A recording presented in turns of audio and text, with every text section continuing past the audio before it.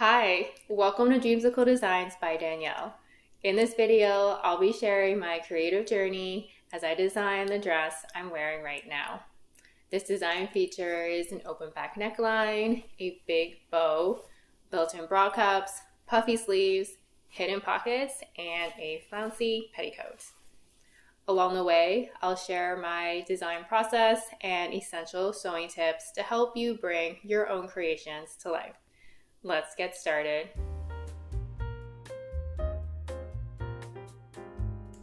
The beauty of basic blocks is that you never have to start the pattern making process from scratch. Once you've created and perfected the fit, they become a solid foundation, allowing you to design anything you can dream of with ease and confidence. If you don't yet have basic blocks, I've got you covered. Watch my other videos on how to draft those. With that in mind, follow along as I show you just how easy these design transformations can be. For this video, I'll be using clear acetate paper and a red marker to make everything clear and easy to follow. One of my favorite necklines is the boat neckline. It's elegant and easy to create. On my front basic bodice block, I mark the starting location of my boat neckline at roughly 1.5 inches inwards from my shoulder point. Next, I draw the curve of the boat neckline using my flexible curve ruler. Since I'm making a dress, my bodice block ends at my waistline. I've always wanted to design my own open back neckline, because who says the back of your outfit can't steal the spotlight? To create the open back neckline, I found it was easier to do this from a fabric prototype of my back basic bodice block, after my darts were sewn. Working with one half of the back bodice, I create the same boat neckline here to match the front. Then I end my open back neckline at a point 1 inch up from the center back line measured from the waistline. The lower you place the endpoint for your open back neckline, the more plunging it will be. You can customize it to be as modest or as bold as you like. Next, I smooth out the open back neckline curve to remove any puckering. Then, I use my flexible curve ruler to draw the back scoop. Lastly, I transfer this fabric pattern to a piece of paper to reuse the pattern in the future. I absolutely love puff sleeves. They're feminine, playful, and add a bold, eye-catching touch to any outfit. And I think they pair perfectly with my open back design. Puffy sleeves are created using the slash and spread method. I'll go into more detail here because it can be a little tricky at first to learn this. Starting with the upper portion of a copy of my basic sleeve block, I divide the armhole curve into 4 vertical segments using the sleeve center line as the middle dividing line. I place my other 2 lines at roughly 2 inches away from the sleeve center line. Next, I cut along the vertical lines starting from the armhole curve and stopping just before I reach the bicep line. This was the slash part. Now I am ready to start spreading the cut pieces. The more you spread the pieces, the puffier the sleeve will be. For reference, I spread my 2 middle pieces by 1 inch and my outside pieces by 1/4 inch. Once I am happy with the spread, I use tape to hold the pieces in place. To finish up my sleeve, I redraw the armhole curve using my flexible curve ruler and the rest of the sleeve down to the wrist line. I make it a point to include pockets in most of my designs because they're the one thing so often missing in ready-to-wear clothing. And honestly, who doesn't love a good pocket? My pocket has an easy pattern. It's just a rectangle that is 6.25 inches wide by 7.25 inches tall, and I made it large enough to fit my hand, phone, and wallet. The star of my dress is the big, beautiful bow, perfectly framed by the elegant open back neckline. The bow is an even easier pattern. It's just a square that is 12 inches by 12 inches. And this design is easy to alter by decreasing the dimensions to make the bow smaller or increasing the dimensions to make the bow even bigger. It's up to you as the designer. The bow center is a rectangle that is 1 inch wide by 4 inches long. And that's it for my design process. Here are my 6 final pattern pieces. The skirt, petticoat, and belt are rectangles and do not need a pattern.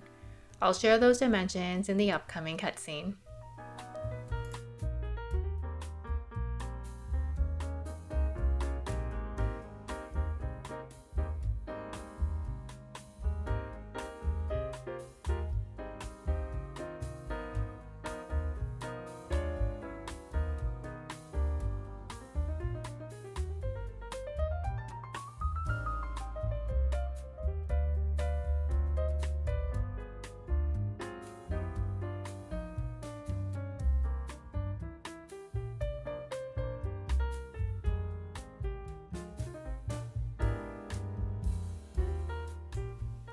First up are the darts, and I had a whopping 12 to sew, since I used 2 layers of lining to insert my bra cups, which I'll cover shortly. I like using my clips to line up the dart legs on both sides. For smooth, precise darts every time, I stitch right along the edge of the fabric as I approach the dart point. On the final stitch, I sew off the fabric completely, then hand tie a few knots to secure the stitching. This technique never fails me.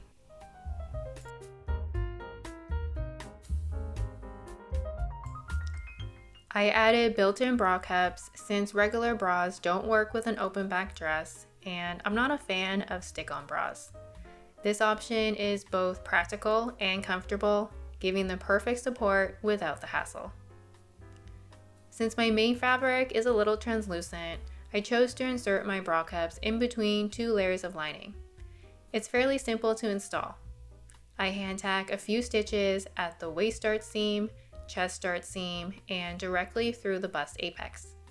Next, I stitch the 2 layers of lining together to conceal the bra cups and to have them act as one moving forward.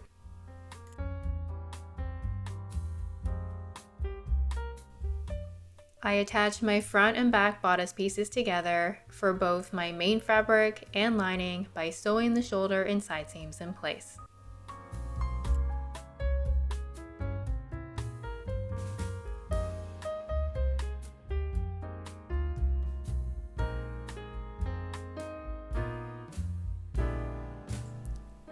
A belt may be a small detail, but it's the perfect finishing touch to any outfit.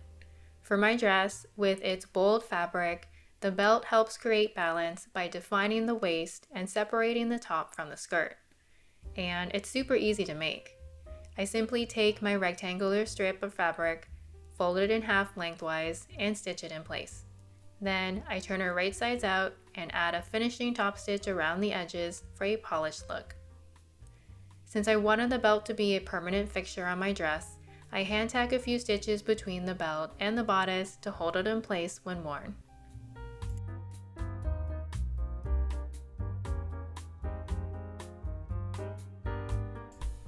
Sleeves can be tricky to attach, but with enough practice, it becomes much easier. Here's my process for attaching sleeves. First, I sew the side seams together, then I hem the wrist line by folding the raw edge under twice, such that it is fully enclosed.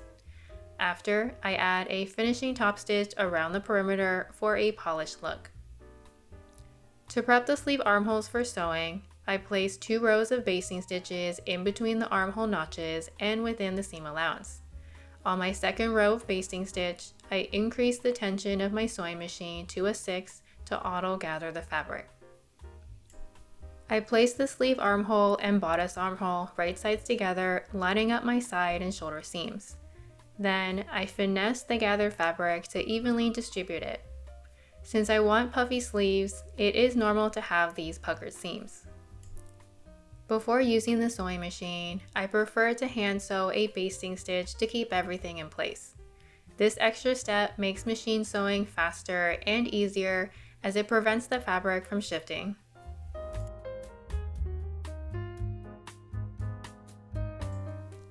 The most practical part of any outfit are the pockets.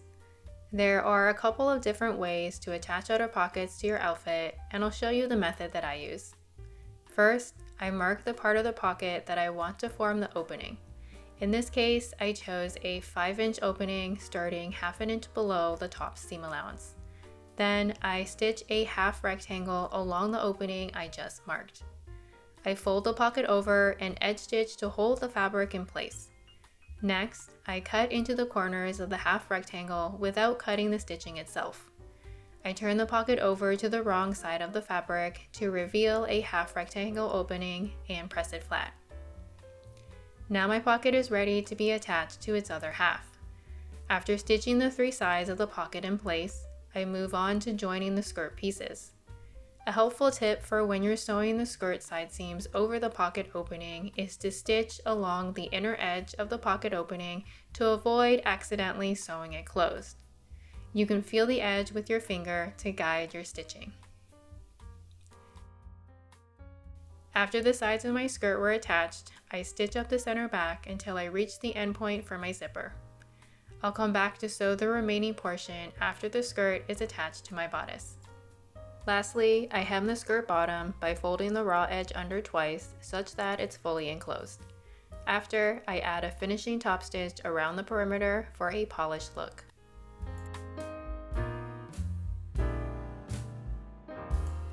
Gathering is a useful technique for controlling fabric fullness. It's basically a way of bunching up a larger piece of fabric into a smaller space, usually reducing it to about a third or half of its original width. You sew along one or more lines to create those soft, even folds that give the fabric a nice textured look. To prep the skirt fabric for gathering, I place 2 rows of basting stitches within the seam allowance and along the entire waist circumference of my skirt. On my second row of basting stitch, I increase the tension of my sewing machine to a 6 to auto gather the fabric. Next, I place my skirt right sides together against the waistline of my bodice. Then, I evenly distribute the gathers across the entire waistline. This does take some time and patience. Once that is done, I stitch it all in place. I use my left hand to align the gathered fabric perpendicular to the seam, while my right hand feeds the fabric through the machine.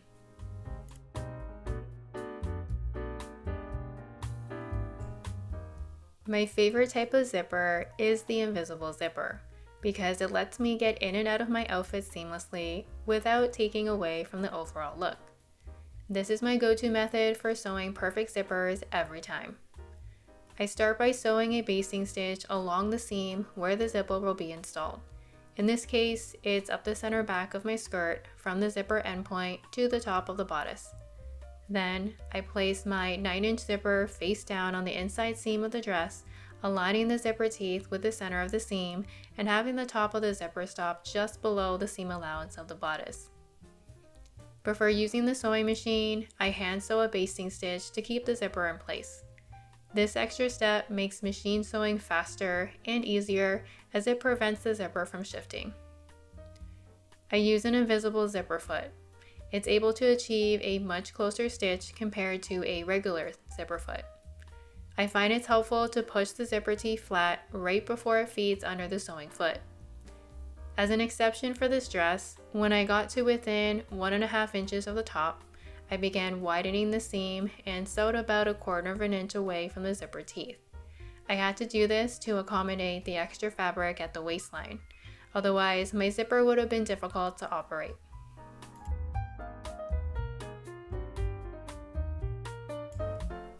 A petticoat is a skirt-like layer worn under a dress or skirt. It's great for adding volume and shape, plus it keeps the fabric from sticking to your legs. I created a simple petticoat using a single piece of lining fabric and gathered netting at the bottom hem. I start by stitching the side seams of my lining skirt pieces together, stopping at the end point for the zipper. I'll sew the remaining portion later. For the netting, I have multiple pieces that I need to first stitch together into a continuous rectangle. To encase the raw seams, I decided to use a French seam. It's simple to sew. Just remember these 2 steps. Step 1, stitch the wrong sides together at half the seam allowance, and step 2, stitch the right sides together at half the seam allowance. The petticoat takes its shape after I gather the netting and stitch it to the right side of the lining bottom.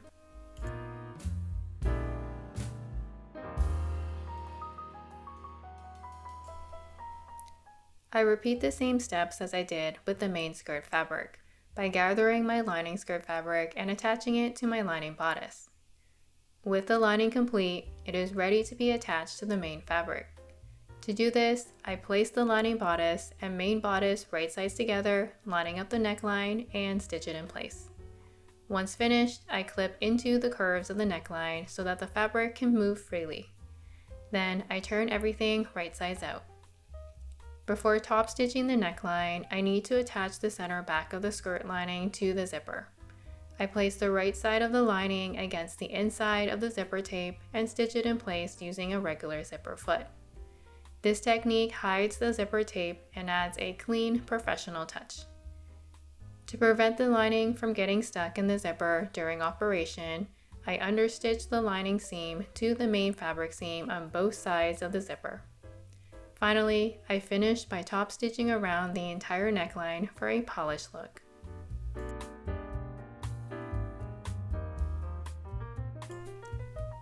The last step is to sew the star of my dress, the big, beautiful bow. Interfacing is what gives the bow its structured look. I apply heat fusible interfacing to both of my rectangle bow pieces. Next, I place the bow pieces right sides together, leaving a 4 to 5 inch opening on one of the sides to turn it right side out later.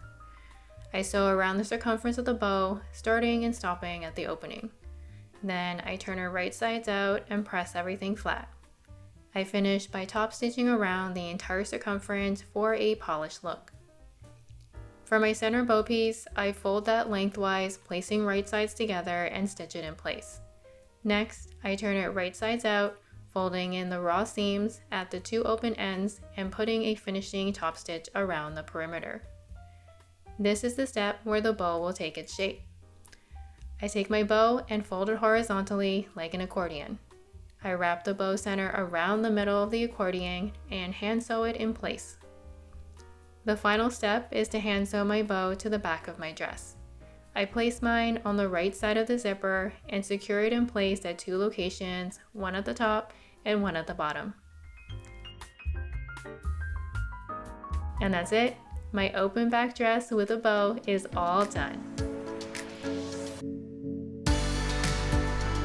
Let's take a moment to appreciate how beautiful this dress turned out. And just look at that adorable big bow. This dress strikes the perfect balance between elegance and practicality. The netting underneath adds a dressy touch, making it ideal for parties, special occasions, and date nights. At the same time, it offers practical features like a built-in bra and large pockets that can easily accommodate your phone and wallet. I hope you enjoyed this video. If you make your own dress, please tag me. I'd love to see how it turned out. Happy sewing!